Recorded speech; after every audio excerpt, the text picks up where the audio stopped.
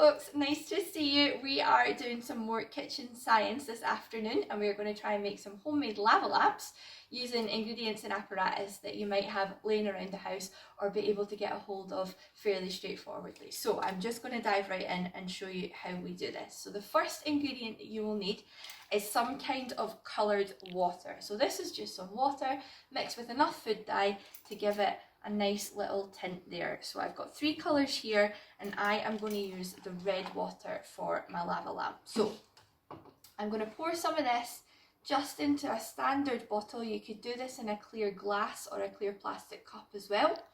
And I'm just going to add about 2 fingers widths of water. Okay, so just about that much coloured water in the bottom there. I'll top that up just a tiny little bit more. There we go. Okay, so about that much water there. Now, something you can add to your lava lamp, by no means do you have to do this, but if you have it laying around, our lava lamp also looks really cool with a little bit of glitter in it. So I am just going to put a couple of pinches of glitter to mix in with our lovely coloured water.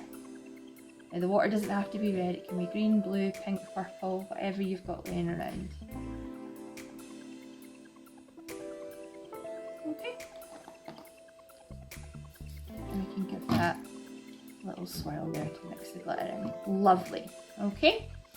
The next step for making our lava lamp is just to use some sunflower or vegetable oil. It doesn't matter which. The sunflower's got slightly less colour to it, so it does work a little bit nicer with sunflower oil, but vegetable oil will also do. So we're going to carefully add some vegetable oil to our lava lamp. Now something to think about here, do we think our water and our vegetable oil is going to mix together? That's something we can think about here. So we just pour that in.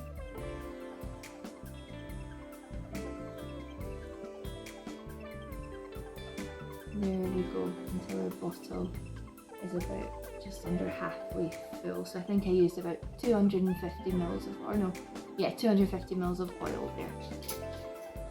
Okay, so what we can observe there, what we can see as scientists, is that our lovely red water hasn't really mixed with our clear sort of transparent yellow oil. They've sort of stayed in 2 layers there. Now there are some small globules of our red water in the oil, but for the most part we have our layer of red on the bottom, or whatever colour you're using, and our layer of oil on the top.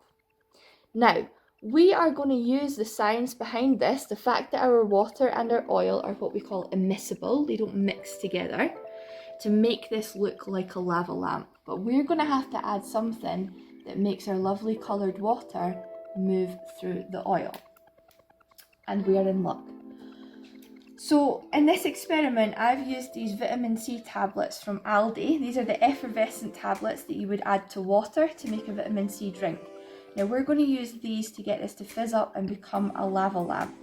Equally, you could use, for instance, Sterident, things that are used for cleaning dentures, or Alka-Seltzer tablets. But I really like these ones because the vitamin C tablets are fairly safe and straightforward to use, and they actually have quite a nice orangey smell when we get started as well.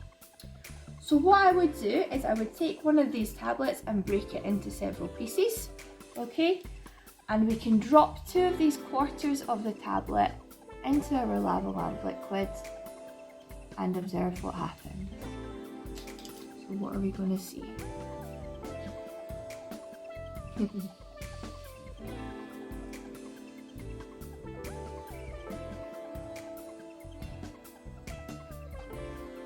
can give it a little swirl to help it along, but we don't want to shake it too vigorously, better just to swirl it.